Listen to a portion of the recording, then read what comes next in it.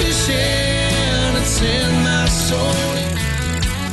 Welcome to the Salt Strong Podcast, disrupting fishing entertainment as you know it. Prepare to laugh. Prepare to get to know fishing legends in a whole new and unfiltered way. And on occasion, you might even learn a thing or two about fishing. Here's your host, Joe Simons. Like diamonds.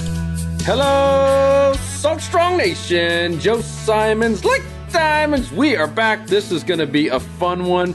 I can't remember when it was, but it was definitely a few months back. We had on old Daniel Andrews, Captains for Clean Water, did an amazing job and really did an amazing job of just kind of dispelling some of the myths and kind of the fake news, if you will, about what's going on with the water here in Florida and all the problems. And it was an awesome episode. And I really wanted to have Captain Benny Blanco on for a couple reasons. One, I wanted to talk about all the amazing things that he's doing, and he's just got a great story.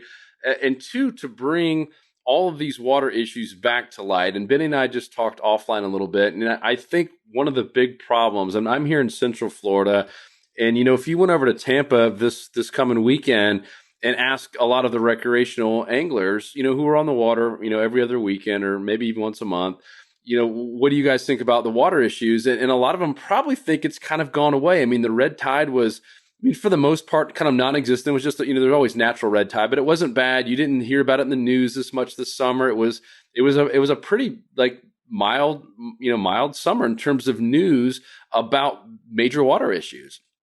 And I think because of our society and because of our culture of just all this news and just stuff always flying in your face, and you kind of care about what's in your face right now, a lot of people have kind of been complacent about it. And Benny told me, I love this quote. He says, complacency is the number one threat to this. And that's basically why we're here, right? Right, Benny? I mean, that's the whole reason we're here is because for 20, 30, 40 years, our parents and grandparents and even us have been complacent on this, thinking, oh, someone else is going to fix it, or maybe it'll fix itself. And that's why I'm so proud of what you guys have done and what you guys are continuing to do, and kind of have laid it all on the line to fix these major issues here in Florida. We're going to talk all about it, dispel some more myths, and talk about the big wins and talk about the big threats as well. So long-winded intro there, but welcome to the show, Captain Benny Blanco.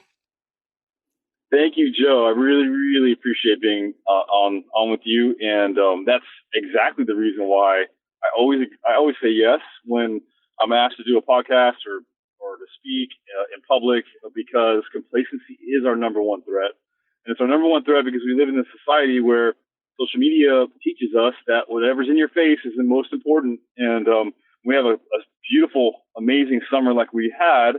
It's easy to forget. You know, and I talked to you briefly about it. You know, I forgot a little bit too. I got back from filming the show and I was back into guiding. The fishing was fantastic. And for a minute, I forgot we're in the middle of this battle with, you know, all these issues. And so thank you so much for having me on. And I absolutely am always down to talk about what the water issues are, what our next steps are, and what we have to do to see summers like this every summer.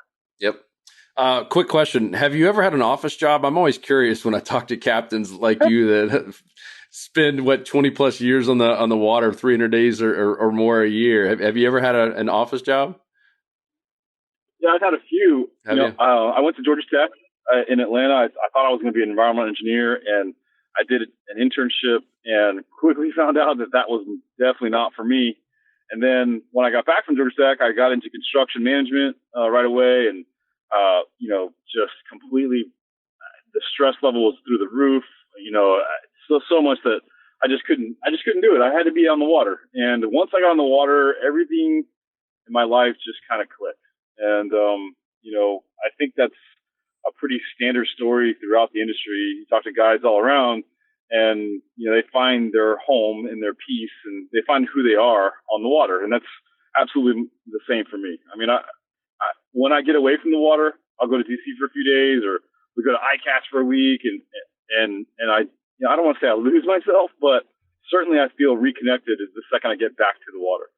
Dude, I had no idea. So I graduated from Georgia Tech as well, and it's funny. I went down, I ended up going in more of the finance side of things. I worked for Southern Company and thought I was going to, be in the utility space, and ended up going down to finance, and quickly it became all about the money.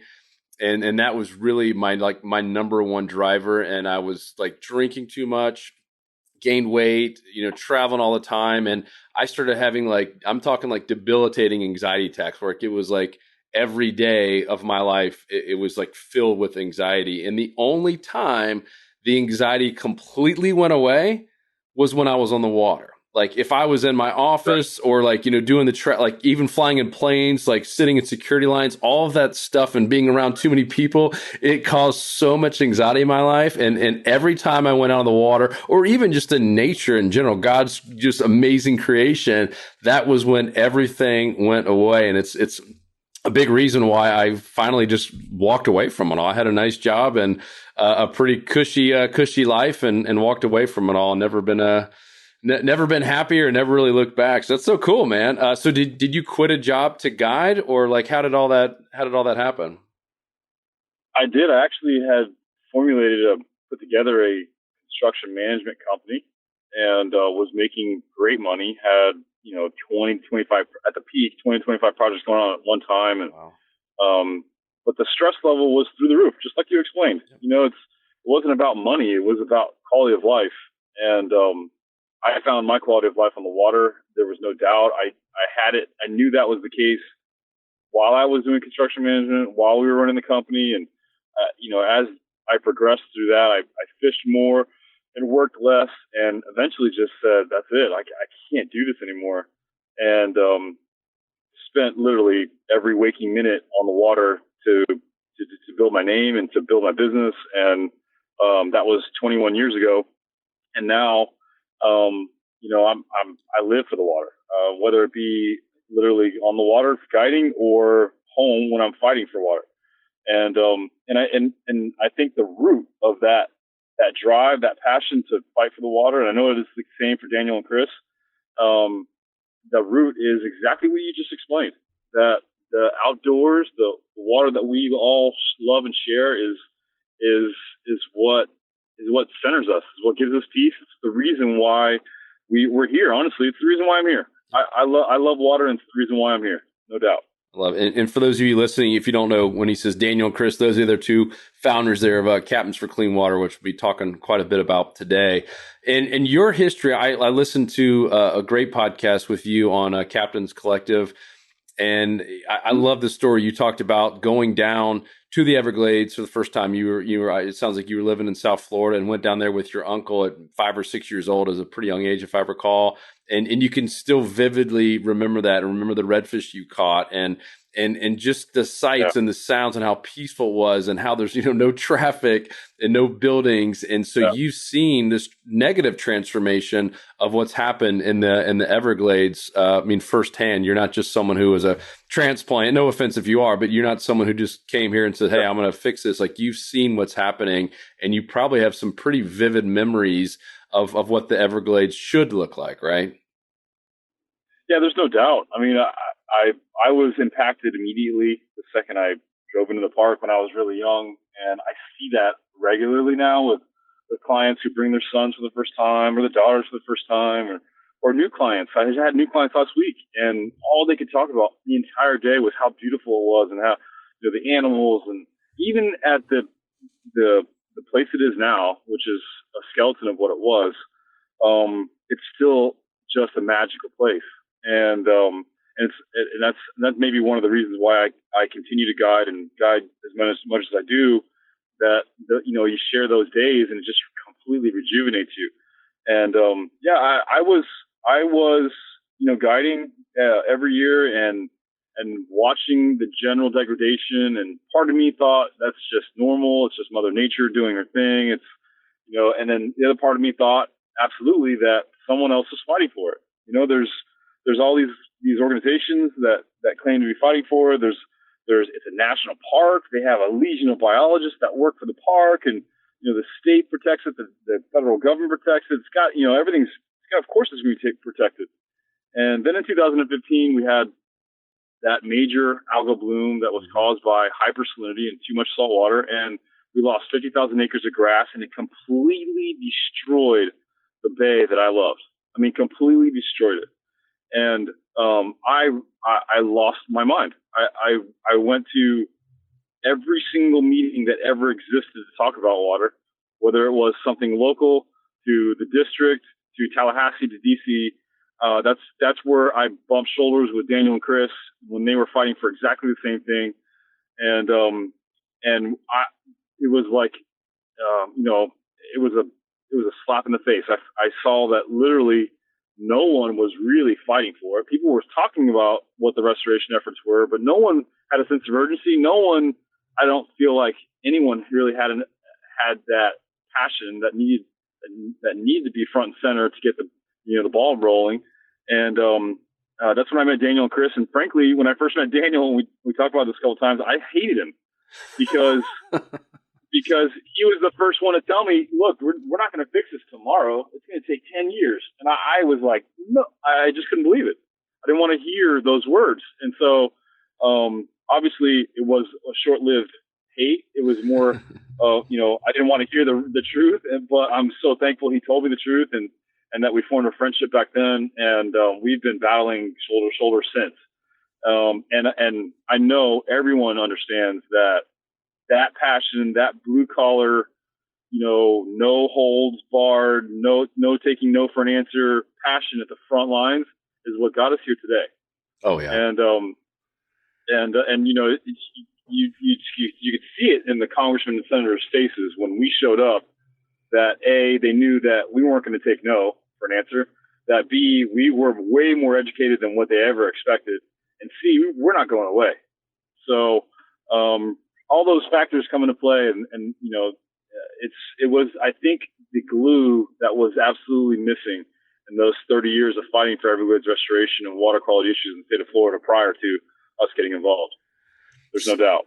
So, walk me through that first meeting. And really, I think your answer to this is going to help out a lot of people. And I have to imagine there are some politicians who maybe never grew up fishing and didn't spend much time outdoors. And they're maybe a little bit more about power and money. And that's not describing all politicians by any stretch of the imagination, but that certainly describes many or some. So I have to imagine some of them, when you got there, we're like, why should we care about the Everglades? Like, we have more pressing matters. Like, there's no homes and hotels. There's no voters down there, right? I mean, I'm just putting myself in the shoes of maybe a politician. Like, how did you guys overcome that about like, hey, why should we even care about this issue in the Everglades? There's no doubt. I'm glad you brought that up. I'll never forget. I mean, there were many politicians who told us exactly those words. But I'll never forget Senator Simmons in that very first hearing that I went to. He flat out looked us straight in the eyes, and he flat out said, "I'm not sending a single dollar to the reservoir or any restoration efforts. I want to spend every penny that we have to reinforce the dike because it's going to save the lives of the communities around the lake, and that's all I care about. And I don't care about your stupid fish." Mm. And that was the first wake up call that I had. I visited him many, many times since, mainly just to show him that we were not going away. But what we figured out very quickly is that money talks. Yep. And I don't mean money coming out of our pockets. I mean money in the sense that we were able to identify the monetary value of fishing in the state of Florida. And, recreational angling in the state of Florida is an $8 billion industry. You add in the connection to tourism, and tourism is $128 or $130 billion annual economic value to the state of Florida. And if you add up all the agriculture dollars are in the state of Florida on an annual basis, you're not even 1/10 of that. And so there needed to be an adjustment as to what the priority of our water flow and the quality of our water was in accordance to that. And so as we became more educated on what politicians needed to hear, what moved the needle, so to speak, then we became more educated on that economic side. And that's what we preached constantly. All the while, the love for water being the passion that drove all that. So while we love fishing, and I'd leave a meeting in Tallahassee and go take people fishing and see the change in their lives, and I'd take a wounded warrior and see him come, rehabilitate on the water. I knew all the value of water. I really couldn't talk about that when I went to Tallahassee and DC. What I had to talk about was the economic value of water. And that's what drove the needle. That's what continues to drive the needle. And that's part of the underlying thread of a lot of the shows I did last year, was connecting the value of that water to the community, and the value that water means to the community. And that's how you get people to pay attention. Unfortunately, it's just the way it is. Money is the driver of everything, apparently. Money and voters, and voters with money, at least in politics. It's so true. And right. You guys do a good job of tying in, all water is connected, right? I mean, the same issues that you guys are having there, it can impact all of Florida at some point. Similar issues, if not the same one, could impact the entire Gulf. It could be over in Texas. It's meaning not this exact same issue with Lake Okeechobee and all the things that we're dealing with here, but these same little battles are going to end up being bigger battles nationwide because of that complacency, because a lot of people have kind of turned their eye because of like the Everglades. Hey, there's no one living here. I know how politicians think, most of them. There's no voters here. Right. This doesn't really help me out. They don't really care that much about endangered species or water or areas that are just, kind of vacant of voters and lack of money, if you will. Right. So, man, that's right. So why do you do this personally? Are your kids? I know you have 3 daughters. Is a wife? Like, is that the driving force? Is it your grandkids? Like thinking about, hey, my grandkids aren't going to be able to, or maybe the fear is, hey, I'm going to have to take my grandkids one day, and it's going to be just a big cesspool down here. And here's basically what we've done because we didn't stand up. What drives you every day? There's no doubt. There's a lot of all of that you just mentioned. I have 3 daughters. They love the water, and it pains me when I take them out and I have to explain to them that that area that we went to the last time isn't necessarily good anymore, or we didn't catch as many fish as the first time we took you out. And those are crappy conversations. And I know that I've talked about this before. That at some point I'm going to have a conversation with my grandchildren. And it can go one of 2 ways. It can go, back in the day, it was this and it was amazing, and you won't get to witness that. Or it can be, it was bad and we fought and fixed it. And now look at all these beautiful redfish and birds and look at all this area that we protected and fought to protect. And now it's your turn. I want that to be the conversation. But moreover than all of that, that's super important to me personally. I feel an absolute responsibility to the water that I love, the place that I love, to this industry, because I'm extremely appreciative for. This is my 21st year guiding. I've been able to support my family for a long time, and I feel like every single person who's ever made a dime in this industry, and or anyone who's enjoyed the water and shared it with their family, there is a responsibility that we are the voices of that water. No one else is going to fight for it like we do. No one else is on that water 365 days a year like we are. And if we don't speak up, if we don't stand up and speak up, then no one will. And so there's a deeper responsibility that I feel that maybe I've created this situation where people are listening, and I have maybe a soapbox to stand on top of, and I feel like I have a responsibility to speak up, to speak loud, to educate, to continue to educate myself, and to continue to stay in front of everyone so that we don't allow complacency to be the killer of the progress we've had in the last 3.5 years. And you truly believe it can be fixed, that there is going to be a good chance that if we all work together, that your grandkids and my grandkids are going to have the chance to experience it like it used to be, right? That this is a fixable issue. There's no doubt. There's signs of that in a lot of places already, and we also, we can't have that mentality that it's just lost. I think if you have that mentality, then you really don't love it like I love it. And I believe that I know I've seen it. When Mother Nature is super resilient and super strong and has ways of repairing that we don't completely understand. What we need to do is take our foot off of her neck. And we need to give her the ability to do that. And in the cases where we do help her just a little bit, she bounces back. And there's evidence of that in a lot of places. The Everglades National Park in 2017, 2 years after we had that big algal bloom, we lost all that seagrass and we had dirty water everywhere. Hurricane Irma came through and we had a tremendous amount of fresh water, sustained fresh water for months. And a direct result of that, just Mother Nature's way of saying, yo guys, this is what happens when you give me some water. We had the number one nesting wading season in recorded history. And in 2018, we had more baby snook, redfish, tarpon, and trout than I have ever seen in the history of me being in the park. That's literally 2 years after we were destroyed. So look at Tampa. Tampa in the 80s had no grass. Oh, it was a cesspool. Yeah. Right, of sewage. It was disgusting. Look at Tampa. There's signs of, and there's grass plots again. There's signs of grass coming back, and yeah, we definitely still have major issues. There's no doubt, and that's part of that complacency problem that I was telling you about. Is we start to see some grass and we think, well, it's all fixed, and we can go back to business as usual, and we can't. But it's a sign, a positive sign, and we have to hang our hat on those positive signs and just not take our foot off the pedal.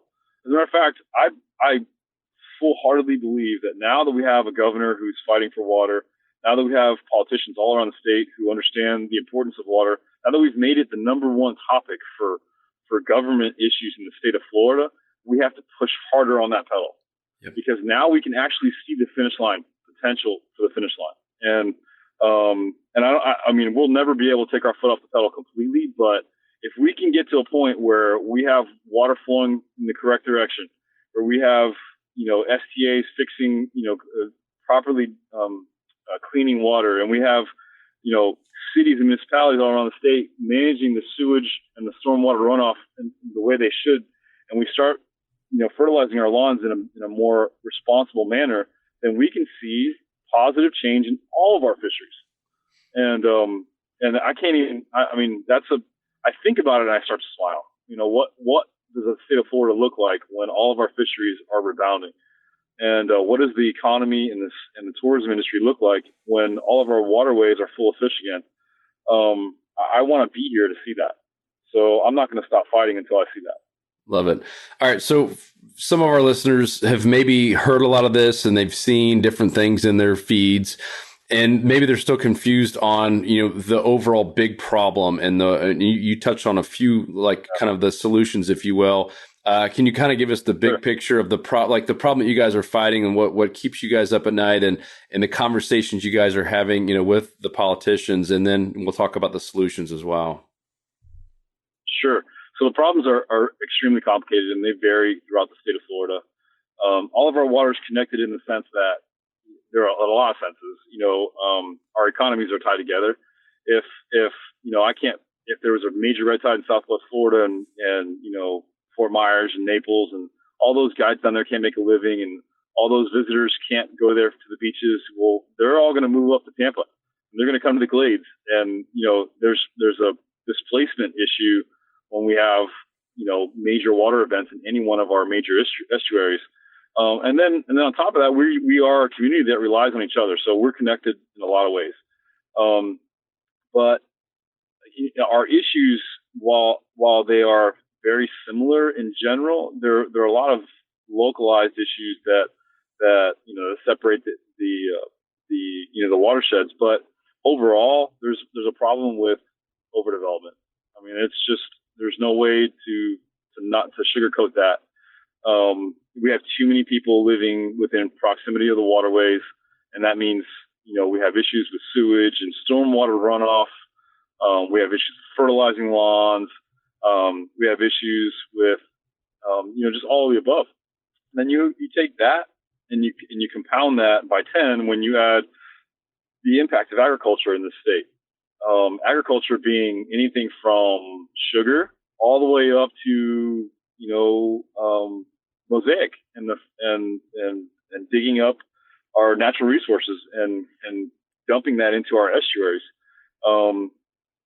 But it all comes down to one very, very simple thing, and that is that we have to protect our water, and that's it. Whether it be stormwater runoff or whether it be fertilizer runoff from an ag farm, or whether it be a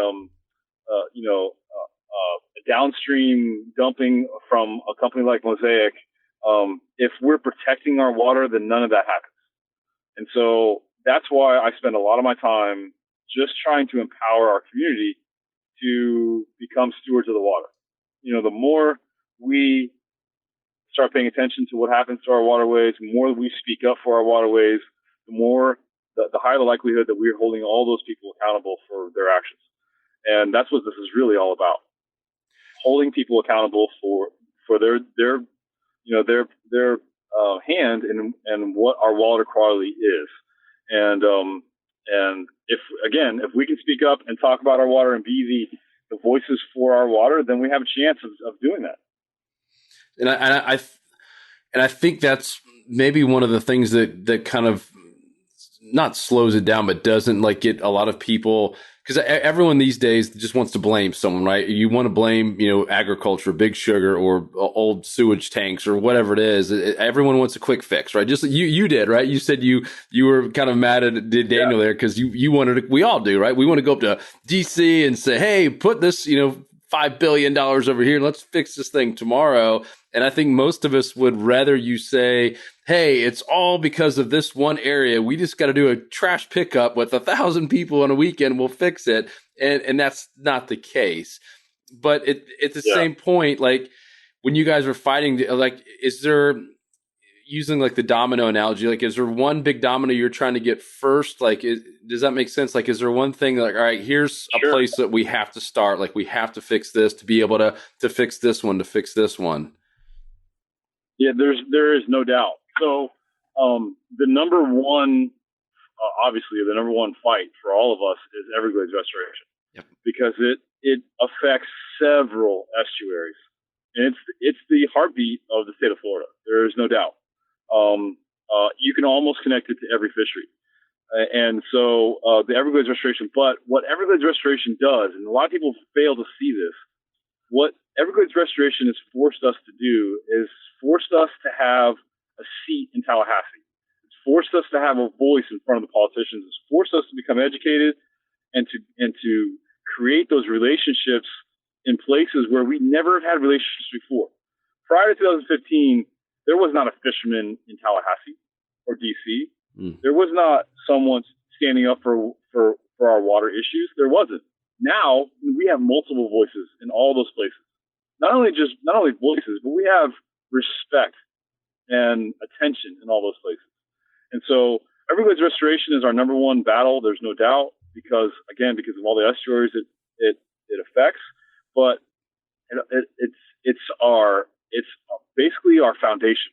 The best way to describe it is it's our foundation for a fight for water that we're going to have for a long time, starting in the state of Florida, but using the state of Florida as a model and affecting all the watersheds in the country, because we're all dealing with the same kind of issues.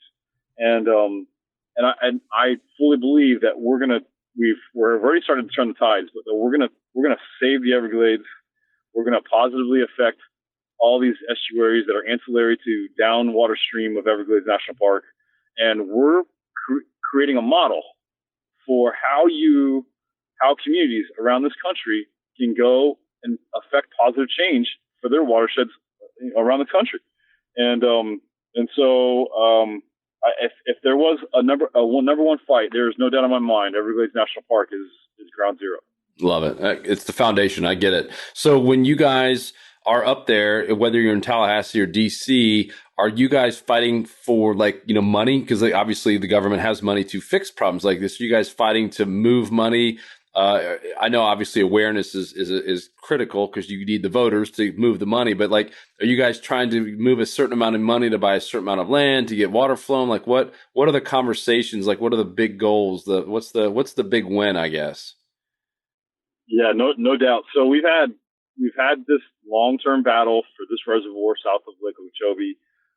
We've had a lot of little battles that we've won, which are amazing. We raised the Tamiami Trail, we're continuing to do that now with FDOT support.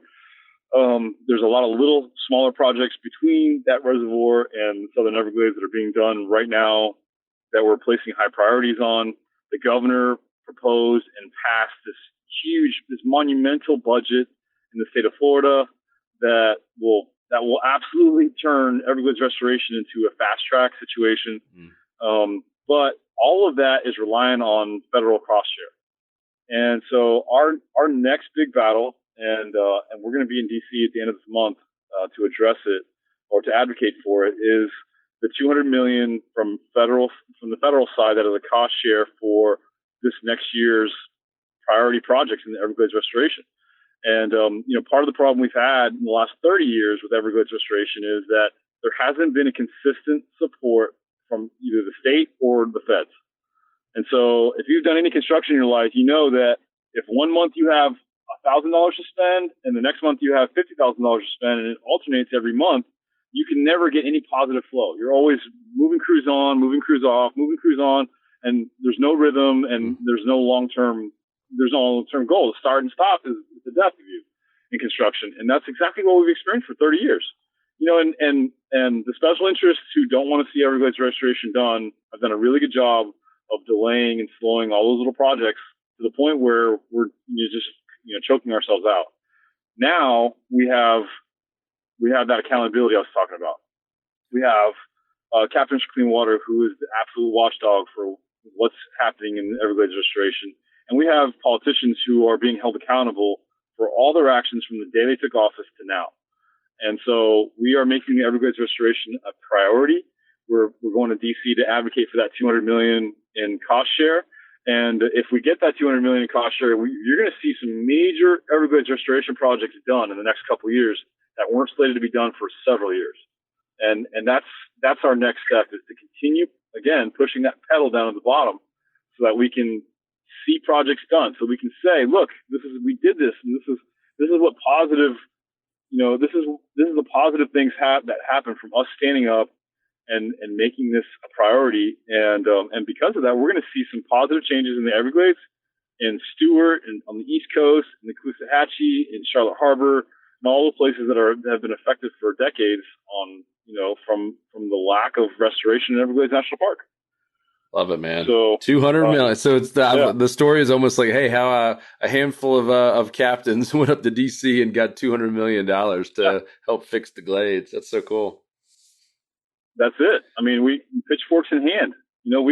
I say it's a funny story because I say it all the time. But if you're a guy, then you've been told no about 1 million times in your life. Very very few situations where my dad was a guide, so I became a guide, and I was supported from when I was a kid. There's very few situations like that. Most of the time, it's a guy who just realized he's got to be a guide and told his family. His family said, "Are you kidding me? You can't be a fishing guide." No. And I was told no 1 million times.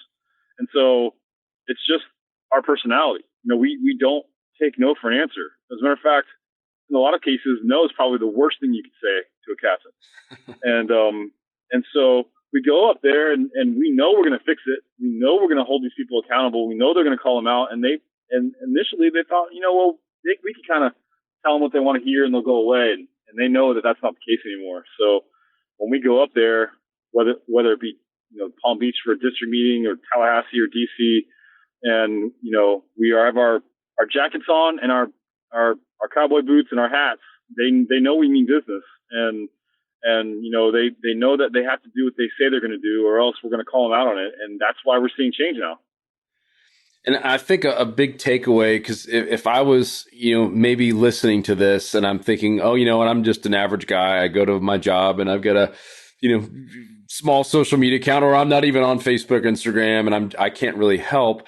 When you guys did this, I mean, you had no money, right? In the big scheme of things, when like Captains for Clean Water was first started, and none of you guys were like big time celebrities, no offense, but like you guys were really well known and well respected and had amazing reputations in your areas. But you weren't like someone that everyone in the whole state of Florida said, "Oh yeah, I know those guys. They'll have the best fishing shows," or they're massive celebrities like a Flip or something like that. And you guys went there and made a massive impact. in a really, really short amount of time without having to have all that. I mean, you guys didn't have a million people on Instagram following you back then. And I want to share that because I know you've said this a few times, like every voice does count. And even if it's a guide, it's something that I love that you do, especially when you take people out, whether it be in the Everglades or South Florida or the Keys or wherever it might be. You're constantly teaching. This is a constant education, one about the fisheries and about the water. And I almost look at it, Benny, that you're almost like a live guided tour of teaching them about the water, like, right? Because I've heard you say that some of your clients, people that maybe never even gave two craps about the water before, after they go fishing with you, they now get it. They see it. You've educated them. And every guide has that opportunity at least 300 times a year to impact one, if not four people every single day. And a lot of those clients, from what I've heard you say before, end up like donating and being like really big advocates. Isn't that right? Yeah, there's no doubt. I mean, think about it. Who cares about that water secondary to the guide who makes their living there? Mm-hmm. Those are the people who come from wherever they come from to spend money to be on that water. They love it as much as you. And so what they lacked prior to us getting involved was the education on how to get involved, and what the issues were. And Daniel and Chris deserve a lot more credit than me. They gave up their entire lives to fight for this every single day. It's not an unusual situation to talk to either one of them at 10 o'clock on a Sunday night, or in the middle of the night on a Tuesday when they're catching a red eye to go meet with a congressman. This is stuff that people don't see, that they don't understand, that these guys have literally dedicated their entire lives 24/7 to making sure that we have a voice in all the places we need to have a voice. And yeah, every one of us has a voice. I mean, thank you for bringing that up, Joe. I mean, look, whether I'm just a fishing guide in Naples, Florida, or I am, Chris Whitman, the front lines of Captain Clean Water, we affect change by the people we touch. And whether you decide you're going to become educated and just talk to your clients every single day, or you're going to come with us to Tallahassee and DC and fight in the front lines, you have a voice. And every single one of us, again, I'm going to go back to that responsibility thing. Every single one of us has that responsibility. We are the voices of this water. And the only way I truly feel that the only way we're going to get to the point where we are making positive change throughout the entire state is when we all stand together and exercise that voice. Again, whether it be on the boat on our daily basis, or in a political atmosphere, until we are all standing up together and fighting for our water, we can expect to see delays and a long-term project goal instead of seeing change now. And I was certainly daunted by that overwhelming task when I first got into this in 15 and 16. That when I would go to these hearings, and you literally are looking at congressmen and senators you see on television, who are running for president at the time, and it's easy to become overwhelmed and feel like you're out of place, but that's the whole point, is that you are out of place, that you should not have to be there, and that it's ridiculous that we're having to fight for our water, and that should be a source of anger and passion for you. And that's what I did. I got angry that I had to leave my family, that I had to leave my clients, that I had to leave the place that I love to go fight for it when I don't feel like we should have to. It should be an inherent thing that we all do. And so I use that anger and that passion when I go talk to these people. And not only do they see it in my face, but they can feel it. When I leave, they felt that we have to do something about this water now. And that's kind of what I'm trying to perpetuate throughout the industry, is that it's your responsibility. And you may not understand or completely feel that passion yet, but when you start to become educated, you start talking about it, and you can't help it. And it's pretty awesome what that passion, how it will affect people, whether it be just your neighbors or the people on your boat. And what you've done when you do stop and talk to someone and spend that time and educate them is you have continued that movement that we started. You've continued that domino effect. Is when you become educated on something, Joe, if I educate you on, ABC, what's going on in Apalachicola Bay, the first thing you want to do is go tell someone. Yep. And then when they learn it, they want to go tell someone. And that's that domino effect I've been talking about. That's that movement. That's how we turn that needle, full from 40 miles an hour to 60 miles an hour. That's how we see positive change in the state when everyone starts, understanding that responsibility and educating the people around them. And the only thing that is more powerful than money in the political world is people. And that's what Captains for Clean Water has proven in the last 3.5 years, is that when we educate, when we gather the community and we all stand together, that we can make water and water quality the number one issue in this state, and we've done that. And if we continue to educate and continue to push that movement, then it doesn't matter how much money the special interests have, because we're going to see a change that benefits our water. And we all have a part in that. So thank you for bringing that up. I think that's probably the most important thing we could talk about. I mean, it's that responsibility and that ability to affect change, whether it be personally or, on a national stage. Yeah. And I really think, it's so cool that you guys named it Captains for Clean Water. Just because you guys are on the water more than anyone, you can't say it's just out of sight, out of mind. I mean, you guys are on the water. And regardless if you're in an area that has crystal clear water right now and the fishery feels good and there's a lot of bait, you still know that it's not how it used to be and that things aren't perfect. And I know as a fishing guide, I have to imagine, you don't want to sabotage your business and say, oh, things are horrible here. But at the same point, when you do have someone on, because they're not horrible, but at the same point, they're not perfect and they have a long way to go. And I love that whole guided tour. You're basically giving a guided tour of the problem, right? You're being able to educate people every single day on what this could look like and what this could look like for your grandkids. Because to me, when I've heard you say that before, that's what gets me going about it, right? We were so blessed. Yeah. I was blessed to be able to fish all over the state of Florida as now my son, a 4th generation Floridian. I want him to have that same experience, and especially his kids, my grandkids. And I feel like if we don't all stand up and try to make a massive impact and create a movement. I love the word movement because that's what you guys have created. Then my grandkids are not going to have that same opportunity. And not just the Everglades, but the whole state of Florida could look like a big, just cesspool retaining pond. And can you imagine that feeling of sitting there next to maybe a shore that had some great memories for you, regardless of where it is in Florida, and having to look at that and tell your grandkid, oh man, you should have seen it back in my day. And you should have seen how many fish were here. And I could throw a net up there and get 100 pinfish or whitebait or whatever it is. And now it looks like just a dump.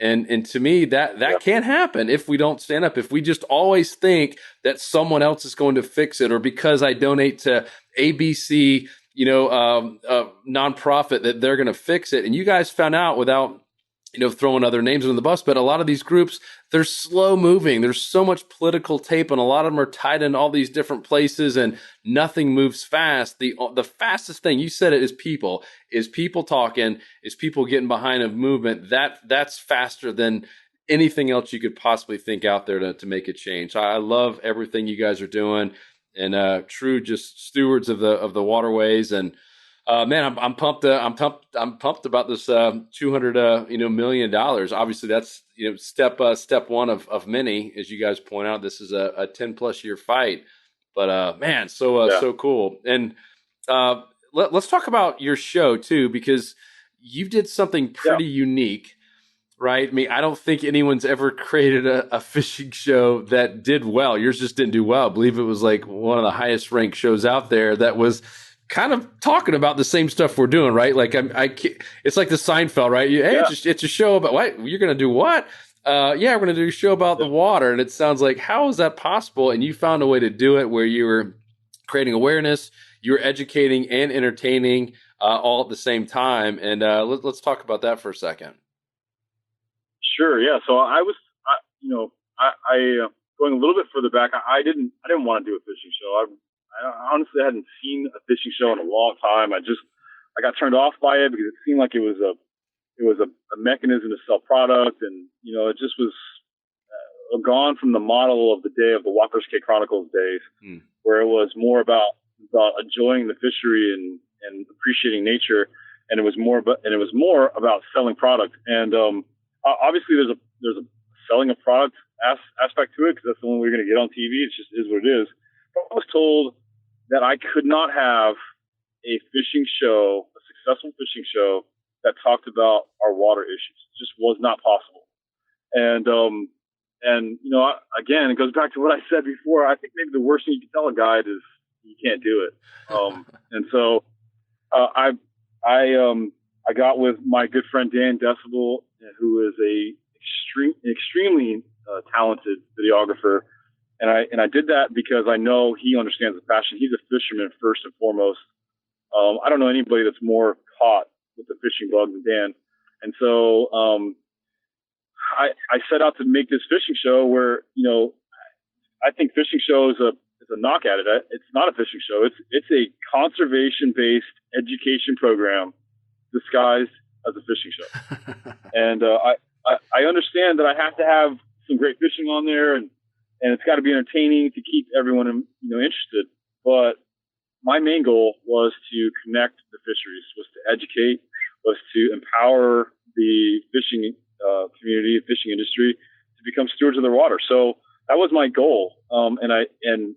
Dan was stuck with that undaunting task of making it fun and entertaining while I educated people. And somehow we found that balance where we were able to talk about the bad water, but then showed good water, and we were able to talk about what it used to be, but showed how great it is still. And then talked about, what we need to do to get to the next step. And it was a tightrope walk for sure. I mean, it was not easy. It was absolutely a labor of love. Anyone who followed my Instagram storyline, we started a hashtag Team No Sleep. And, it was 23 hours a day that we were working for a long time to make it right. And I feel like we did that. We made an impact. I know that a lot of the TV show hosts now are talking about water issues and talking about stewardship. And that's what we want. We want to start a movement. It's getting back to spreading awareness and educating and making it okay to talk about water. And we're not afraid to talk about the bad water. We have great fishing still, no matter how you look at it. We are still the fishing capital of this planet, but we have to talk about what the water issues are so that we can get back to the point where we are great throughout. And so that show was a labor of love, and we made some serious, movement forward in that regard. And now we've gone out on our own. We've started a new show, and we'll make that announcement in the next month or so. What it's about and what we're doing, but it'll continue that idea that we are the stewards of our water. We'll continue to fish with huge names and tell their stories and how water's connected to them and how it's connected to the community around them, and then give you. But in this year, the biggest difference is we're going to give you the ability to get involved. We're going to give you a call to action. We're going to give you a way to make a difference in your watershed and the watersheds around the state of Florida. And again, with that entire premise, the only reason we do the show is to perpetuate that stewardship and to educate. And so, man, I thank you so much for bringing me up so I could talk about it. I really feel like we did a good thing, and people are paying attention, and hope people continue to listen and pay attention. Yeah, I mean, you started, like you said, kind of movement, and I have noticed that a lot of other, captains and fishing guides and just fishing, I'll call them celebrities that have their own shows are bringing it up for the first time, like you said, really ever, in terms of, water issues where they are. And are you, I know what the name is, and I love the name. Are you allowed to say the name yet of the new show? Sure. Yeah, the new show is named Guiding Flow. I love that. Yeah, for a couple of reasons. We talked about this before, but, we are highlighting the biggest names in the industry and their connection to the water, their watershed, their respective watersheds. So it is about their guiding life and how they're connected to the water, but it's also about guiding the flow of water in the state. Whether it's in Tampa and the flow of water out of the parking lots into the bay, or whether it's in the Glades and that flow of water south instead of east and west. We do have to take more responsibility for that water flow in the state of Florida. So the name of the show is Guiding Flow. And we've got some amazing, exciting things happening with the show. We are going to film with Flip on our very first show to talk about his connection to the Everglades. Last year we highlighted him in Mesquite Lagoon, and that's where he's been for the last 30 years. But he got his start in the Everglades National Park. He fell in love with fishing and fly fishing, and his idea to start Walker Shea Chronicle started there, and his connection to Herman Lucerne and Ted Jurassic and Lloyd Rubel and all the greats from Everglades National Park started in Everglades National Park, where I fish every single day. So we're going to go back to ground zero and start with that story there, and start our season off with a bang with my friend Flip, who's easily as passionate about water as anyone I've ever met. That's awesome. Guiding Flow. And so where's this going to be? Is this like a waypoint thing? You're going to be on the networks or what? Or YouTube? All the above? Yeah. So we will be on Fox Sports in Florida, like we were last year. Our target audience is the state of Florida. Yep. But we also partnered heavily with Waypoint. They are coming in in a big sponsorship way to help us get that message out quickly and easily. And Waypoint's done some big things this past year with connecting with Hulu and a couple of the major providers so that they can have their own TV network channel. And so we're going to come out on Waypoint in a big way. Bottom line is anyone listening to this will be able to see every show as it unveils immediately, streaming on your phone or on your TV, however you want to see it. And we again are just making it as easily and available as possible so that people can watch and become educated and get involved and play their role in that movement and educating the people around them. So we're pumped. I mean, I can't tell you how excited I am to get started on it. I can hear the passion in your voice, dude. I love it.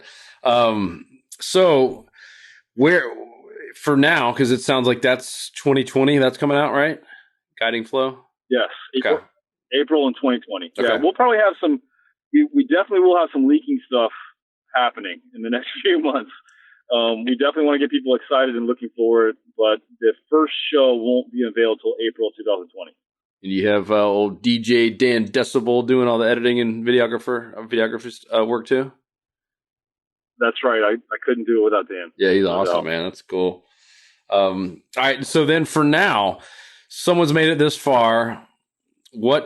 How can they help? Is it donate to Captains for Clean Water? Is it sharing do you guys have a certain video or something that you guys love that gets shared? And obviously we want to put all this in our show notes too, to make sure that we share the best stuff that you guys know is making an impact. Absolutely. So donating is great, but that's what's better than donating. I don't want to take anybody away from donating. Donating is awesome, but what's better than donating is becoming educated. So you can go to captainsforcleanwater.org. There is, days of worth of reading and educating yourselves on that website. From there, you're going to want to get involved. You're going to want to become a member. You buy a hat or just become a member, and so that you get those monthly newsletters. You know what's going on. Bonefish and Tarpon Trust is another great place to go. Everglades Foundation is a great place to go. Every single one of the watersheds has a waterkeeper or riverkeeper alliance organization for that respective watershed. And what's awesome is that all these organizations are working together now, and the information that's available on these websites is tremendous. Where as opposed to what it was just a few years ago. And so, if you want to get involved, if you want to do something about it, the best thing you can do is go to these websites, go to captainsforcleanwater.org, read about what's going on, and then get involved. It's from that point, I know that once you become educated, that getting involved will be the easy part. So, you can find all my TV shows from last year on YouTube under Florida Sportsman Waterman. If you want to wet your whistle on what we did last year, and there's a lot of great information on those shows. You can see that the industry leaders got behind it. We fished with Flip and Rob Fordyce and C.A. Richardson and Brett Martina and Chris Whitman. And the list goes on and on. All these people who understand that if we perpetuate that stewardship on a national level, that the young kids and the generations around us who look up to us will just do it naturally. And so you got a lot of homework to do. You can go to Florida Sportsman Waterman on YouTube. You can go to captainsforcleanwater.org and educate yourselves, and then just start doing your part. And then follow you on Instagram. You're pretty doggone active, Captain Benny Blanco on Instagram, right? That's right. If you come to my Instagram page, I apologize in advance for all the water spam I'm going to send you. But I feel like it's my responsibility to educate. So whenever there's an opportunity to do so, I will. Instagram is where I'm most active. I'm on there daily. You can communicate with me there. I'm happy to help you find, the water keeper or river keeper in your area if you need help there. Of course, I appreciate all the support I can get in perpetuating all those messages. So thank you so much, Joe. Dude, thank you. You're the one making this whole movement happen. You and obviously, I don't want to take away from Daniel and Chris and everyone else, but yeah, you've been incredibly active. And I know just from, working with and talking to a lot of the other guys that have fishing TV shows, they're not, everyone thinks, oh, these things are making a ton of money and you're getting, no, like it is a labor of love. And in many cases, you might you'd be lucky to break even. I mean, this is something that you're passionate about. And I look at you just like the other two gentlemen, and you're basically, kind of giving up and sacrificing a lot for all of us. So thank you. And I think the biggest takeaway here is that every voice does matter. Get out there, get educated, and share this with someone. Share this episode. Is Salt Strong, we do not take sponsors ourselves. And all we ask, like the one currency that we want in return, is just share this. So if you got anything out of this, if you have any Instagram or Facebook page and that stuff, share it. And if you don't know how to share it, the easiest way, if you don't know how to share in iTunes or a Stitcher, Spotify, under this episodes, go to saltstrong.com/podcast. And this episode with Captain Benny will be right there at the top. And we'll have links to everything we talked about, including his upcoming show as it comes out, his Instagram page, Cal the Captains for Clean Water stuff. And man, this has been awesome, dude. This has been a really, really fun one, and I'm pumped. When's the next trip to up to either Tallahassee or DC? Like, when's the next big one? There's a couple days that revolve around Everyways restoration at the end of this month in Washington DC, okay. And it's a pretty big deal because that's that moment we're going to be able to advocate for that $200 million that we need in federal cost share. So, nice. It's a big deal. And then we obviously have legislative session coming up in the state of Florida and in DC that's really going to determine the priority level for all of this stuff. And so, that goes back to what we were talking about before. Complacency is the root of our demise. If we don't keep that pedal down now, when we're going into legislative session, all these politicians that we've elected to represent us don't understand that water is still our number one issue, then they'll forget about it. Yep. And the special interests will win again. So we have to keep our pedal on the metal. All the way pinned down. I love it. All right, guys, thank you so much. Please do share this. Go follow Captain Benny, and definitely go check out Captains for Clean Water. If you have the ability to donate, man, that would be huge. And worst case, though, get educated. Share this with someone, and let's keep talking about it. Pedal the metal, baby. Benny, thank you for everything you do, brother. Thank you so much, Joe. Thanks for the avenue to speak to everyone. I really appreciate it, man. Yes, sir. Keep up the great work, buddy. 'Cause fishing, it's in my soul. It was pain.